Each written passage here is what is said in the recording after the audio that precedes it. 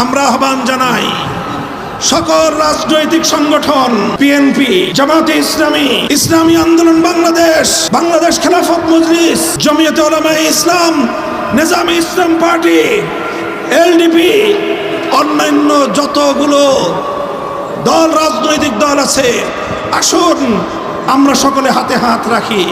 এই ঐক্যই হলো বাংলাদেশের শক্তি, এই ঐক্যই হলো বাংলাদেশের শক্তি। শেখ হাসিনার 50 বছরের রাজনীতি ছিল বাংলাদেশের মানুষের মধ্যে একটি এমন বিভক্তি তৈরি করতে, এই জাতি যেন আর কোনোদিন ঐক্যবদ্ধ হতে না পারে।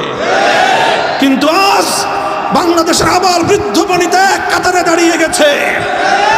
স্কুল থেকে আমার ছেলেমেয়েরা নেমে এসেছে, কলেজ থেকে আমার সন্তানেরা রাজপথে নেমেছে, মাদ্রাসা থেকে আমার সন্তানেরা হাতে হাত ধরে রাজপথে দাঁড়িয়ে গেছে। সকল varsity, public varsity, private university থেকে সকল ভেদাভেদ ভুলে গিয়ে, গরিব এবং ধনীর সমস্ত পার্থক্য ভুলে গিয়ে, মাদ্রাসা এবং স্কুল কলেজের ভেদাভেদ ভুলে গিয়ে, হিন্দু বৌদ্ধ মুসলমান ধর্মীয় পার্থক্য ভুলে গিয়ে মানুষ হিসেবে তারা মানুষের হাতে হাত ধরে অন্যায় এবং জুলুমের বিরুদ্ধে টেকনাফ থেকে তেতুলিয়া তারা দুর্বার প্রতিরোধ আন্দোলন গড়ে তুলেছিল।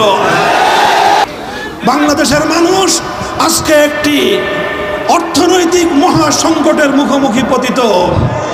শেখ হাসিনা এবং তার দোসররা বাংলাদেশটাকে খোকলা করে রেখে গিয়েছে। হাজার হাজার কোটি টাকা উন্নয়নের নামে পাচার করেছে। শেখ হাসিনার একার পাচারকৃত টাকা আর তার পরিবারের পাচারকৃত টাকা দিয়ে এই বাংলাদেশে হাজারো উন্নয়ন প্রকল্প বাস্তবায়ন করা সম্ভব। তাই আজকে আমি অন্তর্বর্তী সরকারের প্রতি দাবি জানাতে চাই, বিগত ফ্যাসিবাদী সরকারের পাচারকৃত সকল সম্পদ বাংলাদেশে ফিরিয়ে আনতে হবে।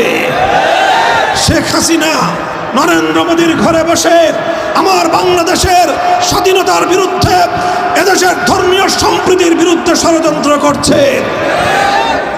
তাকে দ্রুত, অতি দ্রুত সময়ের মধ্যে বিচারের মাধ্যমে, আদালতের প্রক্রিয়ার মাধ্যমে, প্রয়োজনে ইন্টারপোলে রেড অ্যালার্ট জারি করার মাধ্যমে হাজারো মায়ের সন্তানের হত্যাকারী শেখ হাসিনাকে ধরে বাংলাদেশের বিচার কার্যকর করতে হবে। আমার 2013 সালের শাপলা চত্বরের শহীদের বিচার করতে হবে। ভারতকে বলবো, প্রতিবেশী আছেন, প্রতিবেশী থাকবেন, আমাদেরকে শোষণ করার চেষ্টা করবেন না, ওই চিন্তা করবেন না। 18 কোটি শাহজালালের সন্তানদেরকে দাবায় রাখতে পারবেন না। বানের পানি দিয়ে আমাদেরকে ভাসিয়ে মারার চেষ্টা করেছিলেন, কি পেয়েছেন? এদেশের মানুষকে এই বন্যার পানি, দুর্যোগ আরো বেশি ঐক্যবদ্ধ করেছে। কাজেই সকল আন্তর্জাতিক শক্তিগুলোকে বলি, বাংলাদেশের আভ্যন্তরীণ বিষয়ে এদেশের মানুষের ধর্মীয় চিন্তা চেতনা, ধর্মীয় সম্প্রীতির আদর্শের মধ্যে নতুন করে কেউ বাগড়া বাঁধানোর চেষ্টা করবেন না। মাধবপুরের সর্বস্তরের জনতা এবং আজকের এই উপস্থিতির প্রতি আমার আখেরি পয়গাম, আমরা বিশ্বাস করি চূড়ান্তভাবে যদি ইনসাফ ভিত্তিক, ন্যায়ানুগ, ধর্ম মত নির্বিশেষে প্রতিটি মানুষের সকল অধিকার যদি নিশ্চিত করতে হয়, একভাবেই সম্ভব।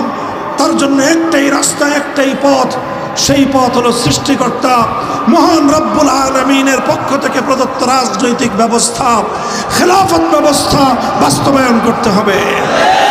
তাই আসুন, বাংলাদেশ খেলাফত মজলিস আহ্বান করছে আপনাদেরকে, খেলাফত মজলিসের পতাকা তলে শামিল হয়ে, খেলাফত মজলিসে যোগদান করে বাংলাদেশের প্রতিটি অঞ্চলকে, প্রতিটি উপজেলাকে, প্রতিটি ইউনিয়ন ওয়ার্ড, প্রতিটি মসজিদ ভিত্তিক সমাজকে খেলাফতের সংগ্রামী হিসেবে আপনারা গড়ে তুলুন।